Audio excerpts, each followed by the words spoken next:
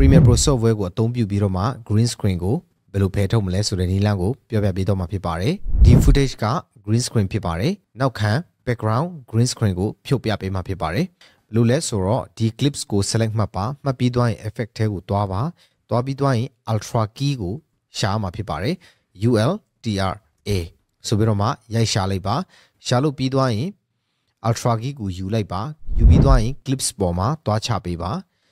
ဟုတ်ပြီပြီးသွားရင် effect control panel ကိုသွားမှာဖြစ်ပါတယ် effect control panel ကိုသွားပြီးတော့မှဒီက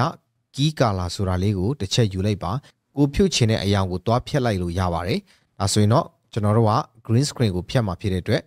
green screen ကိုရွေးလိုက်ပါဟုတ်ပြီ done ဒါလေးပါပဲ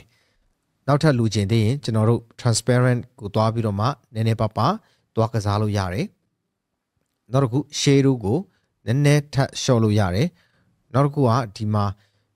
soften ဆိုတဲ့နေရာလေးနည်းနည်းပါး soft လုပ်ပေးမှာပေါ့ဗျာဒါကိုနည်းနည်းပါးတင်လိုက်လို့ရတယ် okay ဒါဆိုရင်ရသွားပါပြီ